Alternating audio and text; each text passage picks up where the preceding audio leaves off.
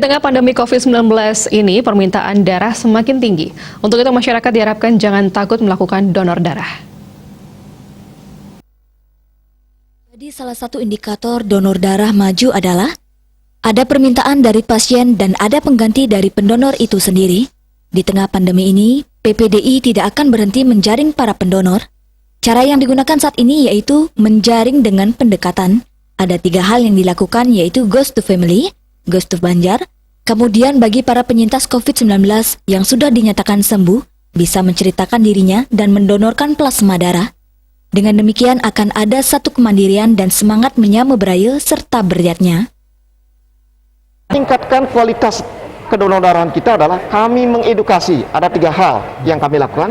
Satu, karena kampusnya masih tutup, biasanya kami goes to campus, ya, goes to campus ya, goes to mall, goes to milenial. Nah, yang bisa kami lakukan adalah sekarang adalah goes to family. Goes to Banjar. Oh. Kita datangi para juru bendesa sebenarnya, kita datangi beliau tokoh-tokoh adat, sebenarnya Indayang Tijang Nunas sebenarnya dengan mengindahkan prokes tadi untuk membantu saudara kita yang katakanlah mungkin membutuhkan darah whole blood nih. Kemudian yang sudah tiba saatnya berdonor, ngiring sarang-sarang datang mungkin ke UTD PMI Provinsi Bali sebenarnya di kabupaten kota Sudah ada juga. Astungkara sebenarnya.